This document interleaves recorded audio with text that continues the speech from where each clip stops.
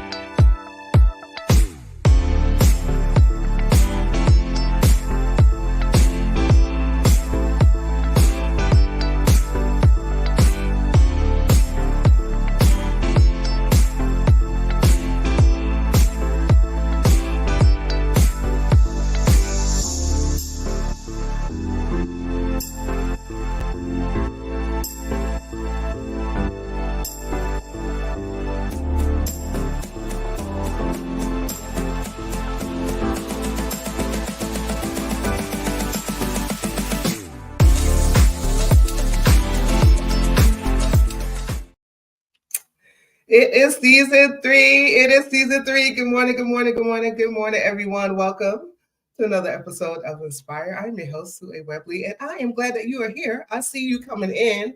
So as you are coming in, go ahead, shout out where you are watching from. I want to know, and do me a favor, do me a great big favor, and share this out.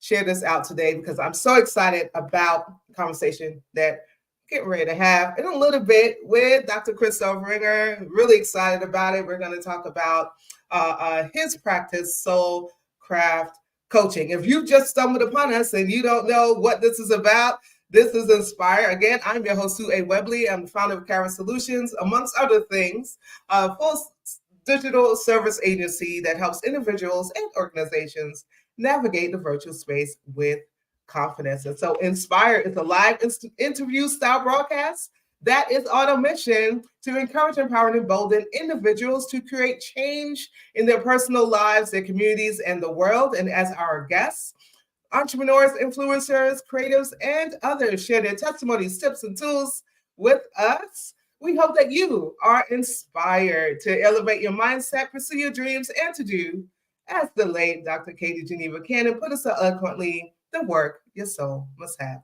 We are live right now on Facebook, LinkedIn, and on YouTube. Facebook, LinkedIn, and YouTube. And so I want to give you the opportunity, if you haven't done so already, to connect, follow, like, subscribe.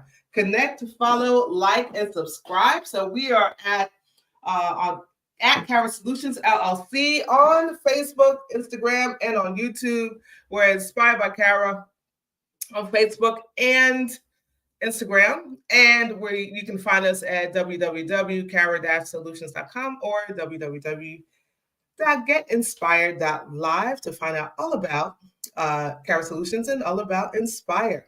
We're also on Amazon Music, Google Podcasts, and Spotify. So if you want to catch up on all of our previous episodes, and you just want to take it with you want to listen to them later, just head on over to Amazon Music, Google Podcasts, and Spotify. We are at Inspired by Cara on all of those platforms. Inspired by Cara and on all of those platforms. So I see you coming in. Let me know what the question is. Hey, Naquita and Maya. Hey, Mama's on. My mom is on. Joy Grant. What are you sipping on this morning? What do you have in your cup? Now, I got coffee in my cup in my Inspire Change tumbler. And I want to thank Sky Michelle's Teas and Things for. Now we need to update this photo because she's a little older now. But she still is the kid boss. And she has housed Cara Swag and Inspired Swag since its inception. So you get over to her website at www.skymichelle.com. She does have customization available. You can find her also on Facebook and Instagram at I am Sky Michelle. And if you want some inspire specific swag, you head over to the website, www.cara-solutions.com. That's going to change. I'm going to start moving Inspire stuff over to getinspired.live. But for now, still head over to the website, get you a t-shirt, get you a cup, get you a mug, get you some Inspired swag. And do me a favor, when you do that, take a picture and do the hashtag Inspire so that I know that you're supporting. Okay. So yep, if you want an Inspire Change tumbler, go ahead over to the website and get you one. I'm drinking my mushroom coffee this morning because I need a little boost of energy. So let me see what you all are drinking. Oh, Maya's drinking sorrel ginger. Come on, Maya. That sounds so good right now. Did you make the sorrel yourself? Let me know if you made the sorrel ginger yourself.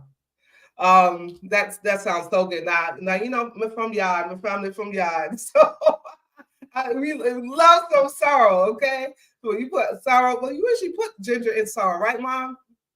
Mom, don't you put ginger in sorrel? Go ahead and type it out because listen. My mom and my sister Allison, they are the sorrel making queens. Okay. Laquita is drinking water. She said she's pure today. Amen. Come on for being pure. So you drinking water. Maya's drinking salt ginger. Mom, let me know what you're drinking. And Maya's also coming in from Harlem, Texas. And Laquita is Lord, I'm getting this all mixed up. Maya is watching from Harlem, New York. And Laquita is watching from Texas. And of course, my mom is watching from Greensboro, North Carolina. Do me a favor. Share. I'm so excited about our conversation today with the amazing Dr. Christophe Ringer. And he is the founder of Soulcraft Coaching, Coaching. And so Dr. Ringer's work in ministry, social activism. Now I'm going to give him a little chance to talk more about himself, anything I missed, but his work in ministry, social activism, teaching, and coaching is deeply rooted in the belief that in our personal and collective potential for transformation, both within ourselves and in society at large. As a spiritual life coach, he partners with clients to tap into their unique inner resources and voices, guiding them on a profound journey of growth and self-realization. And so today, during our conversation, we'll delve into the art of spiritual life coaching. We're going to explore the power of self-discovery, the importance of self-reflection, and the profound impact of self-fulfillment. And we'll also uncover how Dr. Ringer's diverse experiences have shaped his coaching philosophy and his unwavering commitment to creating positive change in the world. You know, that's what we are all about here on Inspire, creating positive change. And so as we prepare to meet, I call him affectionately Christophe, as we prepare to meet him, let's take a look at a video that he did recently on loving unconditionally. Good morning. This is Christophe from Soulcraft Coaching. I hope you're well. I hope you had a wonderful Juneteenth and a Father's Day weekend. And in light of this Father's Day weekend, I recall a request for a brief video on loving unconditionally by my colleague Dominique Chardet. And so I just wanted to offer an observation and a word of encouragement. And the first thing is to remember that we're human. So it means that any choice to love and any act of love always happens under conditions. And conditions are always changing, and sometimes we find ourselves in conditions that make loving something or someone easy. And sometimes we find ourselves in conditions that make that love difficult or challenging or hard. And so what do we mean then by this phrase, loving unconditionally? I want to suggest that this phrase is a way in which we describe our choice to love beyond a transaction, a choice to love beyond a tit-for-tat relationship, But it's important to note, though, that how we love can change and often changes under different conditions. In fact, I would argue that new conditions and new circumstances cause us to ask the question and to discern what the loving response is, or what does it mean to love under new conditions. I just want to. So we're going to stop that because I don't know what happened to why it froze, but at least the sound was still great. Good morning, Christophe. Good morning. So good to be here. Oh, I'm so glad that you were available to come and talk with us today. We know that it's Mental Health Awareness Month, and many of us don't know, haven't really heard the concept of spiritual life coaching, and so I felt it was a great time to bring you on to kind of talk about Soulcraft coaching and what you do in your practice. Before we get into it, what is in your cup? What are you drinking this morning? I've got coffee, cream, and sugar. Emphasis on the cream and sugar. You like a little light and sweet over here. Right. You like a little coffee with our cream. Right. I've been accused of that. Listen, you're not the only one. I like it a little light. But I also like it strong too. So I don't like a wimpy cup of coffee. So even though I drink mostly decaf, it has to be a strong decaf, right? It can't be watered down. So it has to taste like I'm drinking coffee. So right. It still has to be coffee. It still has to be coffee. So even though it's light or sweet, you still have to taste that coffee. A few more folk came in. My mom said she's getting ready to have some dandelion root tea. Listen, if you've never had dandelion root tea, you are missing out. You are missing out. It is a great coffee substitute. And it has that kind of woody, earthy flavor. It's so delicious. And so my mom loves that. Hey, Sissy. Hey, Tanya is on. And Patrice is on. Good morning, good morning, good morning. Thank you all for joining us for Inspire today. So let's get into our conversation today. Christophe, tell us, what is Soulcraft coaching? So Soulcraft coaching is a coaching practice that partners with individuals really to help them to discern their vocational pursuits and really to discern what it is, what kind of life do they want? What kind of life do they find meaningful? And oftentimes, Soulcraft coaching really focuses on individuals who are in transition, possibly on the verge of starting something new. Really, those who are asking these kind of big questions about where do I want my life to go? Right? They're asking those self-reflective questions, and we partner with people to help them to discern that. Oh, thank you so much. So how did you, before we get more into what you do through the practice, how did you become interested in the film of spiritual life coaching? Thank you for that question. So right around 2015, I was pastoring a small church, Nashville, Tennessee, and I was beginning to move into teaching. And I was trying to figure out how my ministry would continue as I was thinking about teaching in the academy. And after some significant prayer and meditation and discernment, I felt God saying, Christophe, take your pastoral ministry and just turn it inside out. Right?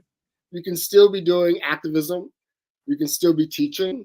You can still continue to preach. And you can still continue to counsel, to work with people individually.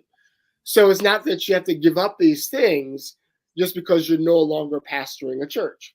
Wow. And so fast forward, I'm here at Chicago Theological Seminary. I'm in Chicago, and I'm kind of beginning to do those things.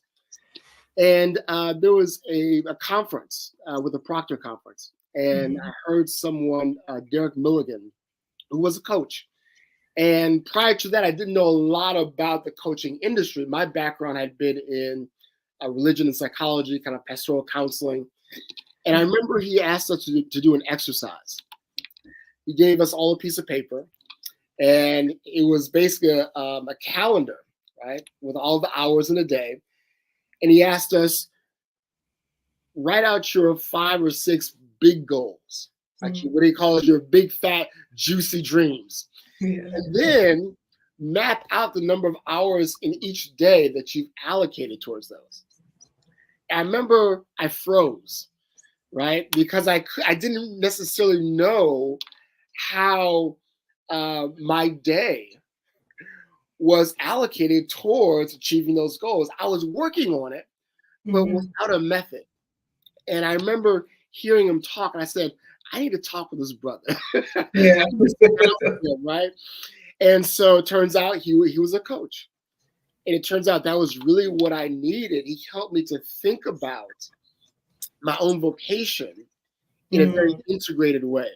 He allowed me really a space to be more methodical and intentional, right, about how it is I was moving towards these goals. And so as I began to look into the coaching industry, I realized that in many ways, coaching draws upon a lot of the methods that we have kept alive in religious spaces, in theological education. Right? And so it was really a natural fit. It was very much a complement to my background as a pastor, my training in the academy. And so I realized that this was a wonderful way to continue my ministry in terms of one-on-one work with people. Wow, wonderful. I'm thinking about how often we hear of folk who are in ministry who may no longer be doing the thing that they started off with, and they're struggling trying to figure out, like, how do I still integrate all of those things that I did right in the church, or did in my area of ministry, in the public square. Like, how does that transfer over? And all of those things that are in them, it's still useful, right? You just have to look at it a different way. You got to change your perspective on what, because ministry is service. So how else can you serve? That's right. Right? How else can you serve? Thank you so much. So we know that life coaching, everywhere you look, somebody's a life coach. Right. That's right. If you ever need a life coach, you don't have far to look, right? You do not. So can you elaborate for us the unique approach of Soulcraft coaching? How does it differ from traditional coaching methods? Sure. So in many ways, life coaching industry as we have it today is kind of born out of 2 fields, executive coaching on the one hand and sports psychology. Right? So one of the good things about life coaching is that it comes out of fields that really deal with performance. So they've actually got some deliverables, right? So they actually have a method in terms of how people can improve, on their job. It's steeped in kind of sports psychology. So what makes Soulcraft coaching a little bit different is that on the one hand, spiritual life coaching integrates what is normally understood as kind of goal setting,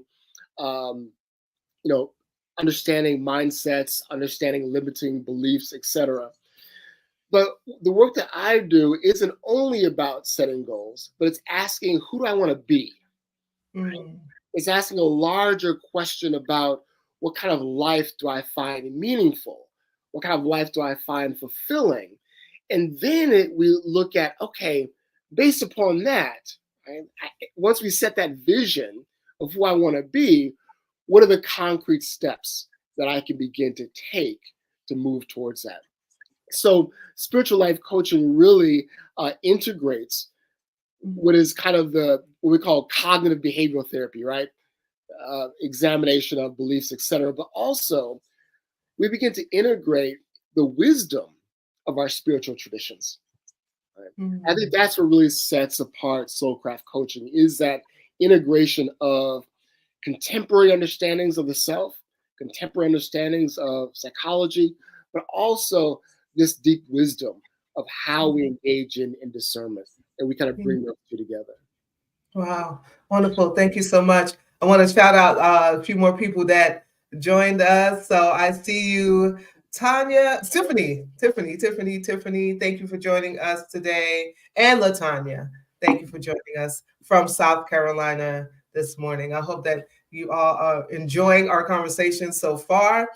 Do me a favor, share, share, share, and we want you to engage with us, right? So if you have a question or comment, please feel free to post them in the chat. Any questions that you post, I'll be sure to make sure that Christophe receives them so he can respond. So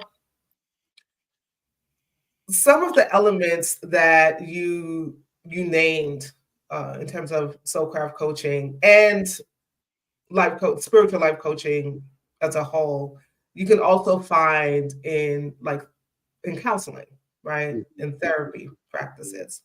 What would you say are some of the key differences between spiritual life coaching and therapy? And how can these two disciplines complement and work in tandem with each other?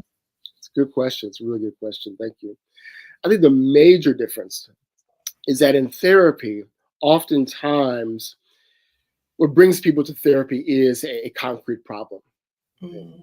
And therapy kind of specializes in addressing questions of what we call kind of pathology, right? Certain kinds of psychological problems. And therapy often is oriented towards the past, right? Addressing those kinds of deeper developmental questions. In coaching, although we name issues within the past, right, we acknowledge it. Coaching is really future oriented, right? And that's really kind of the major difference. And the way in which they can complement each other is that there are times in which sometimes people may be experiencing depression, they may be experiencing a number of things that are not related to a loss in their past. Sometimes we're struggling because, for a variety of reasons, we've lost a vision of who we want to become, or we've lost possibilities for what we call our future selves. For example, you may be on a job that you were deeply invested in, and you projected yourself out 10 years, right? You imagine yourself being a certain kind of person, and maybe you've lost that job, or maybe that field is no longer open to you. Now you have to really think, well, what's next for me? Right? And that can be really, it can be anxiety producing. It can be scary. It can cause us to feel just a range of emotions. So coaching really is oriented towards the future. And in particular, with spiritual coaching, for me, this is the practice of hope. That's one of the things I'm very clear on. This is about hope. This is about creating a space, a container in which people can really begin to discern and to think about their future. Wow. A practice of hope. I love that. I love that. I love and how you broke it down. That it is forward. It is future facing, right? That's right. Future facing, forward facing, and therapy kind of deals with the past. But but working together, right? I think that you're dealing with the past and you're also looking ahead to the future. Right. And one way in which they can complement, another way in which they can complement each other, is that in my practice, there are moments in which we may name a past trauma. Right? But once it's named, we don't necessarily delve into it and stay there. Right? Rather, we say, how are you experiencing the effects of that in the present? And then once we name how a person may be experiencing effects of that trauma in the present, then we can develop some practices, right? Some strategies for how we can navigate that. So again, it's acknowledging things in the past, but instead of delving into it in the same way that you would in therapy, we're acknowledging it and we're coming towards the present and looking towards that future. So do you refer individuals to therapy if necessary? Absolutely. I think it's really important in coaching to really recognize the boundaries of our practice and have your own kind of network of folks that you can refer people to if you really understand, hey, this person really needs to see a therapist. Yeah. Yeah. So in your coaching philosophy, you emphasize the journey of self-fulfillment, Mhm. right? Um, what would you say are some of the common barriers that individuals face on this journey towards Mhm. self-fulfillment? And how do you help them overcome these obstacles? I think one of the major barriers are narratives and voices in our head. Mm-hmm. Narratives that we've told ourselves that may or may not be rooted in our own experience. Narratives that we think other people might have. Right. Voices of individuals that we feel might not be supportive. We're thinking about, well, how will I be seen? And all of those voices and narratives oftentimes are major barriers to us taking risks, barriers to us moving in new directions. And what's interesting is that oftentimes we presuppose, right, Mhm. what might be possible. And I'll Yeah. just share something that a moment that was really important in when I was being coached. Right? I remember asking my coach, sharing some different goals. And I said, "Well, is that really realistic? Am I just out here, pie in the sky, right?" And I'll never forget. He says, "Christophe, when you ask the question, is this realistic? What you're really asking is, do I have the resources to do this?" Mm. The resources determine what is realistic. And resources are not just monetary. Right? There are many kinds of resources. And one of the things that I kind of worked out was, I'll never forget, my coach said, there are things that you'll need to do simultaneously, and there are things you'll need to do sequentially. Right? There's some things you're going to have to wait for, but Yeah. you need to have the faith that the resources will be there, right, when it's time to make that move. And so I think that's a really important, that, again, narratives, voices in our heads, fear. Do we have the resources to actually carry this out? So much of coaching is sifting through all of Mm. the things that are just kind of in our heads, right, and Yeah. getting clear. Yeah. Thank you so much. So self-reflection, Mhm. right, is a key part of this journey toward self-fulfillment, Mhm. right? Mhm. And it is a thing that a lot of us struggle with, right? We don't like to go in. Right, We right. don't That's like to right. go. We don't like to go inward, right? We don't like to Mhm. kind of take a really good look at ourselves in the mirror. It is a challenge for many of Mhm. us. Yeah. So, what are some, as you are guiding clients through this journey of self fulfillment? When we look at self reflection, what are some strategies or exercises that you use to Mhm. help your clients engage in effective self reflection? I think the first thing is creating a space with the client, creating a space in a relationship that allows people to be authentic, right? To be honest. Right? So creating that space um, that is affirming, that is accepting, and allows people really the space to share. And I Yeah. think that's critical, right? Because oftentimes when you create that space, you allow people the chance to begin to reflect on their journey.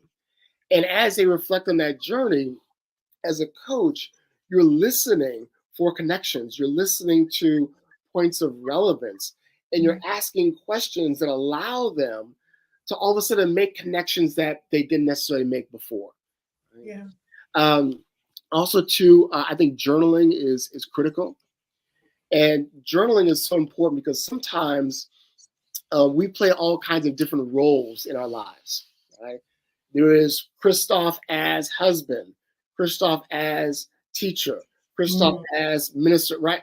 All those different roles have layers of meaning, Yeah. And sometimes in life, especially when we're going through a season where we are unsure, we are anxious, we're in transition, all those layers of meaning, they're all jumbled up. Right? And so asking people to be intentional both in conversation and through journaling to be Mhm. able to tease out, right, those different layers of meaning in their lives.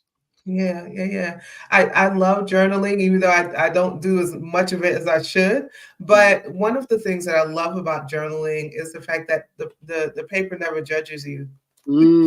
Right, that's right, You, that's right. you can write whatever in on that piece of paper, Hmm. and it will not talk back to you. Come on now. Right, that's It will right, not judge you. right. It will not belittle you Hmm. for Hmm. anything Hmm. that's on the inside on that piece of paper. And so that is one of the reasons why journaling is so vitally important. I used to, you know, many moons ago, I used to do Hmm. journaling workshops, writing as therapy, and it absolutely works. And so just to all of you listening, and we'll catch this in the replay, listen, if you haven't done any journaling, and this is deeper than just uh, writing in a diary. This is Hmm. deeper than Right, saying, "Hey, diary, this is what happened today. This is what pissed me off today. This is right. what I think about today." It's really being intentional about what you are putting in Mhm. there. Sometimes you just need to dump. That's right. That's right. That's right. You just need to get what's going on the inside. You just need to get Right. it out, and you might not have anyone to talk to in the Hmm. in the moment, and Right. so kind of getting it out, putting it out there, getting it on paper really helps. And it's also, it's fascinating sometimes to look back and to think about what we were struggling with or thinking about at a particular time. And Yeah. sometimes that's really helpful, right? Because you can look back and go, oh, I didn't think this was possible. Or Yeah. wow, I thought that. And you look at your own kind of journey and you Hmm. begin to discern kind of different possibilities. And I think it's absolutely critical. Yeah.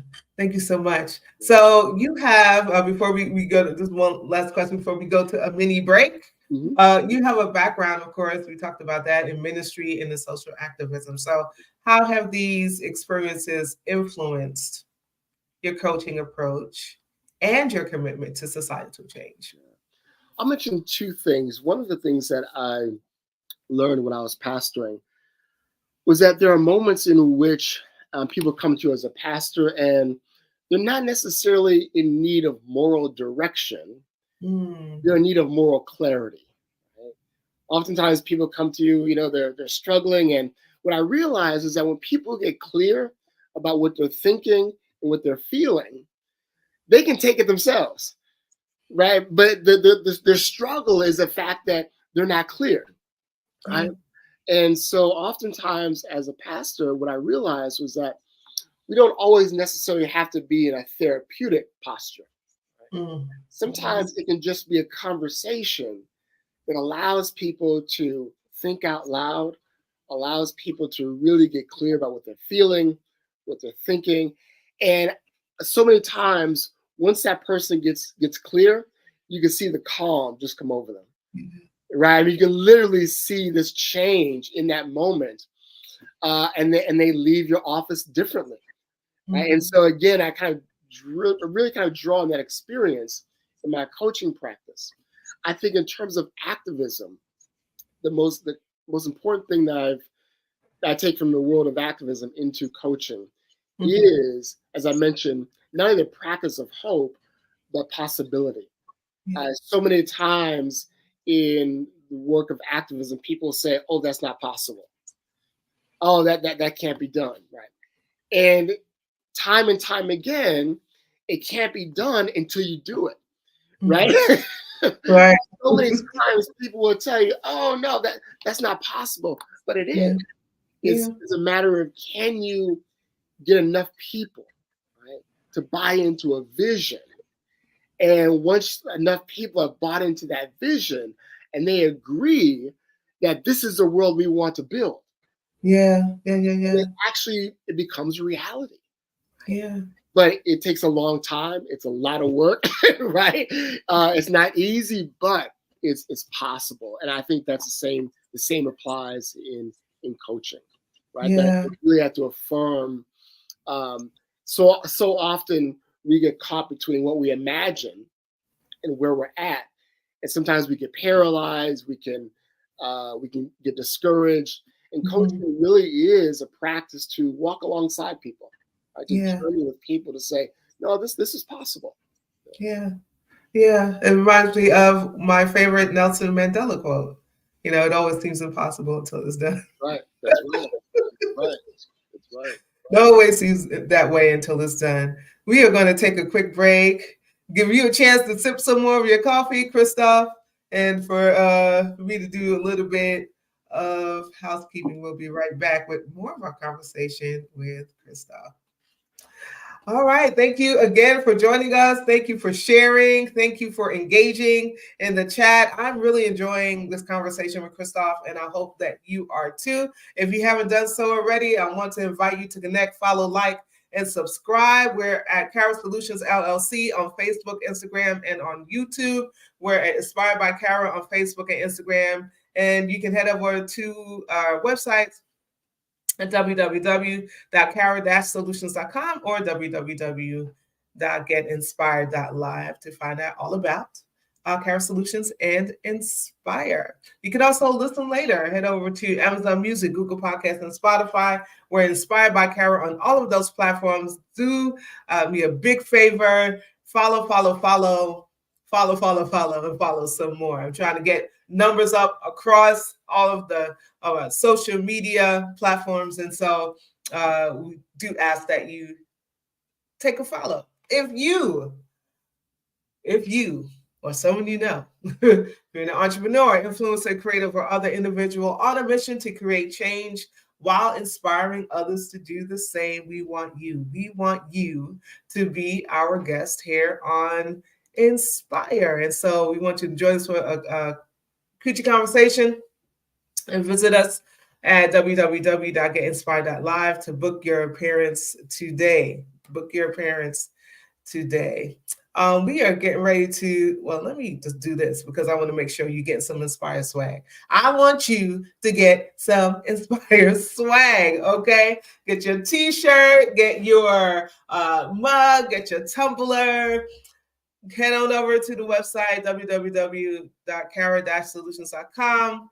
And you'll see the shop. You can go ahead and click there. But if you want to support, now Tanya is on. We have to change this picture of Sky. I need new pictures of my niece, okay? Sky Michelle's teas and things. Sky Michelle, she is still the kid boss. And so you can follow her on Facebook and Instagram at I am Sky Michelle. Customization is available. Heading over to her website and support at www.skymichelle.com. And while Tanya's here, I meant to shout out earlier for this shirt. This is a time for you. Please post that link in the chat, Tanya. I love the woman I've become because I fought to become her. This is one of my favorite t-shirts. And so this is part of Tanya Jackson's A Time for You brand.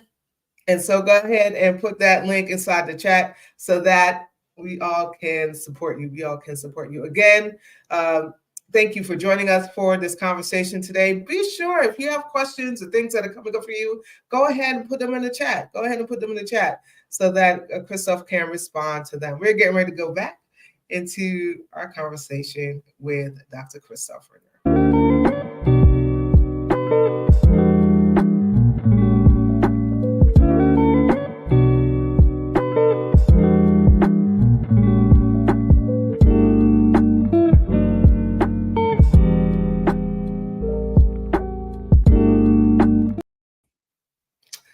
So welcome back, Christophe. Good to be back. So yeah, let's continue our conversation today. It is Mental Health Awareness Month, and again, I felt it was important to have this conversation during the month of October because there's so many of us And I say us, I put myself in there, right? Mm-hmm. There's full transparency over here. Mm-hmm. So many of us are kind of being challenged and struggling in the area of our mental health. Can you give us some specific ways? And I'm sure you've alluded to it during our conversation. You can give us some more specific ways on how spiritual coaching, spiritual life coaching, contribute to one's mental well-being. Yeah. I think there are a couple of ways. The first is, again, kind of coaching provides a space to examine oftentimes beliefs that may be hindering us, and Mhm. maybe beliefs that might not be true, might not be rooted in our own experience, but also beliefs that we've internalized, right, Yeah. that may be causing us real distress, that may be causing us even to be depressed. Also, too, I think coaching helps us to think about the relational nature of our lives. Right? We are relational creatures. We are human beings that crave meaning. We Yeah. crave connection, and sometimes we have to be intentional about maybe there are communities that no longer, right, are meaningful to us. Right? Mm. Maybe there are different kinds of relationships that we need to cultivate. Maybe there are different kinds of communities in which we need to participate in. Yeah. Coaching even allows a space to say, to give people the freedom to say, you know what, maybe this job literally is causing me to be depressed. Right now, Wow. I'm not saying that you should walk off the job today. However, right, it may be a space to say, well, how can I take my experiences, and my skills and begin to think about them in different ways? What other possibilities are there? So I think, again, this idea of coaching as a practice of hope, a practice of a possibility, contributes to our mental health. Thank you so much. Thank you, Christophe. So, we all have busy lives. Mm, mm, We are perpetually busy, mhm, mhm. right? Right. So, what advice would you give someone who is struggling to kind of harmonize Mm, their spiritual and their personal growth? mm. And how do you believe that they can integrate these aspects Mm. effectively?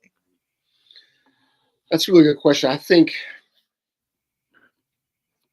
on a daily basis, even if it's 10 minutes, even if it's 15 minutes, 20 minutes, if you can carve out a space that really is dedicated towards thinking about your life. And just to give you an example, one of the areas that has been influential for me is a field called future self psychology. Mhm. Right? And one of the things that we know is that oftentimes, and studies have shown this, that people will look back over their past and they accept that their life has been a life of change. They Mm. can look back and see just the profound changes that they've experienced. But studies also show that people tend to project stability in their future, right? So we accept that our past has been changed, right? Nonstop change, but we tend to project stability in the future. Future self psychology says, well, let's pause. Let's actually accept that your future also is going to have just as much change. Mm. The question then is, how can we be intentional about that? Wow. How can we begin to contribute to what that change might be, given the fact that there are so many things that we can't control, right, in our lives? Right? Yeah.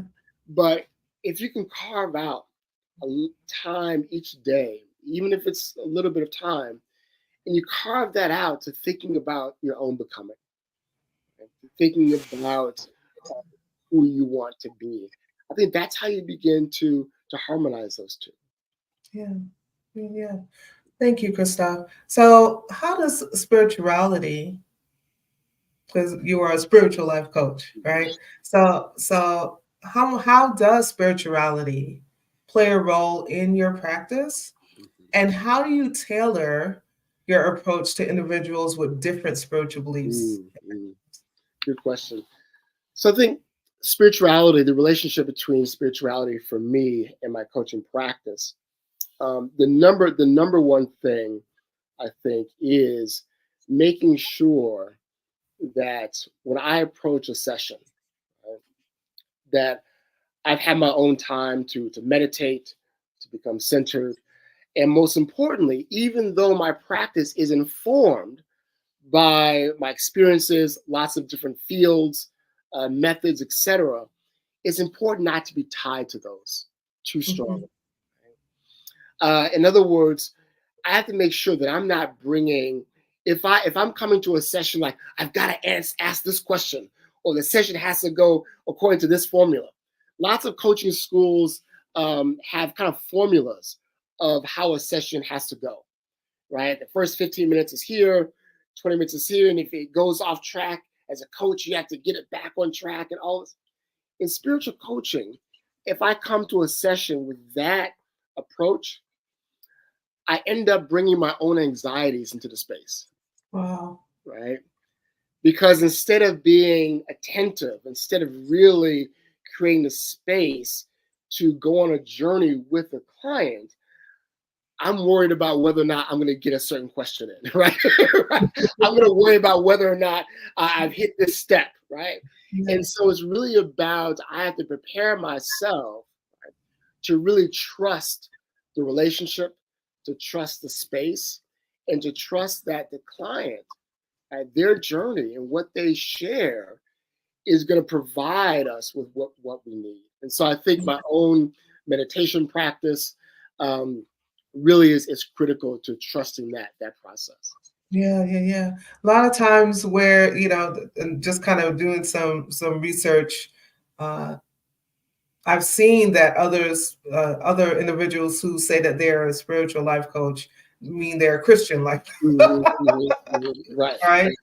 And so it's really easy to bring one's kind of like embedded theology into your practice. And so I appreciate that that you the way that you approach things is very open, and that anyone, whether they have a spiritual connection or not, right?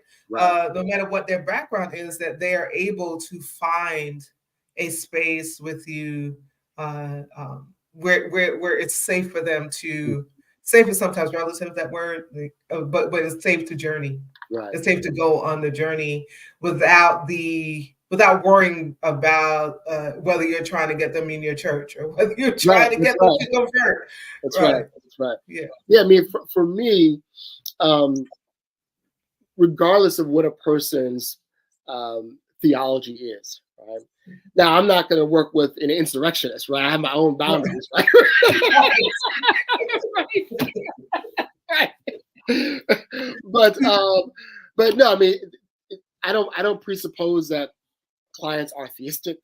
I don't, they can be of different spiritual and religious orientations, because really it's about me understanding, right, where they're coming from, and understanding how is it that tradition or that worldview is informing them, and kind of journeying with them.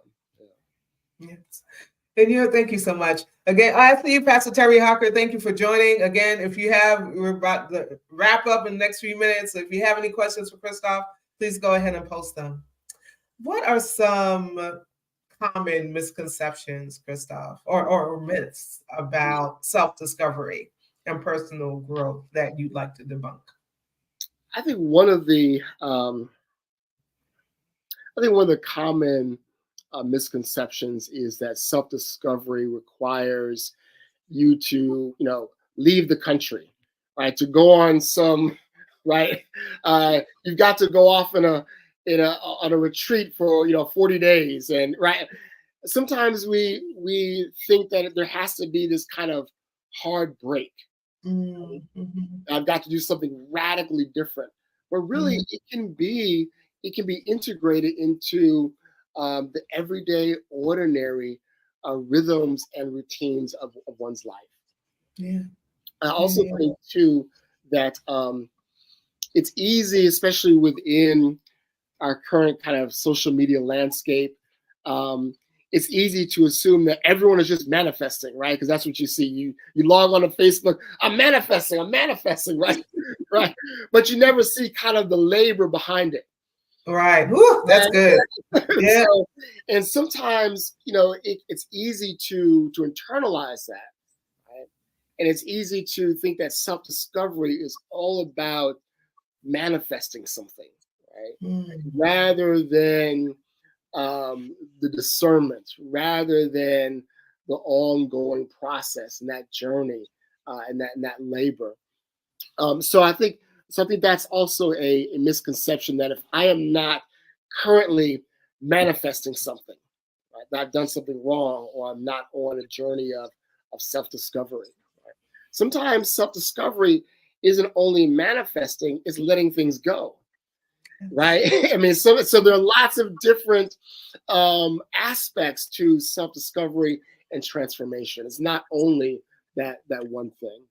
Yes. Wow. Thank you so much. Thank you so much. So for those who are watching right now and or will catch this in the replay, those who may be feeling overwhelmed by the idea of embarking on this journey of self-discovery and transformation. I know you've given some tips, but can you provide for us a simple actionable tip, right, or exercise that they can do today, that they can try like right this minute, as soon as they get off, as soon as they stop watching this, to begin their journey toward personal growth? I think one actionable tip is identifying one goal and then identifying the daily practice to Mm. achieve it. Right? So, for example, if I say my goal is to, I want to publish an article in Essence magazine. Yeah. Right? That's the goal. Right? But the practice, right, is writing 5 minutes a day. Right? The Mm. practice might be looking at different kinds of authors, looking at their style. Sometimes we identify goals, but we don't necessarily identify the routines, right? And that practices and the habits that eventually help us to realize those. So I think that's Yeah. one kind of actionable thing that people can do today. Yes, thank you so much. Tiffany said, how did you become a life coach?" That's their question. Yes, how did you become a life coach? That's a question for you. Good question. So there are lots of different certifications that one can pursue. Um, I did mine through the life coaching a school, and I can provide that information Yeah. for the viewers. And so there were kind of two. One is about in total, it's about 60 hours of training. The level one is about 30 hours, and the level two is another 30 hours of training. So there are a number of life coaching certifications you can pursue. Also, to the International Coaching Federation is kind of our trade organization. And so I would say, as you're searching for different kinds of coaching certifications, all the certifications emphasize different kinds of approaches and really think about which one is the best fit for you, both in terms of time, um, finances, that's also important, and also in terms of emphasis. Certain programs emphasize executive coaching, other ones, life coaching. There are some that focus on spiritual coaching. And also to think about the unique experiences and trainings that you bring to your practice. So it isn't only the certification, but it's also the skills that you bring to it as well. Thank you, Christophe. This has been such a wonderful conversation. Thank you for joining us. Where can the people find you? You can find me at soulcraftcoaching.com. So I'm right there on the web. I'm also on Facebook and LinkedIn as well. And Instagram. And Instagram, that's right. Yeah. So let's look for Soulcraft Coaching on Instagram, on LinkedIn, and on Facebook, and also the website. And listen, if you are in the market for a spiritual life coach, I can't think of none better.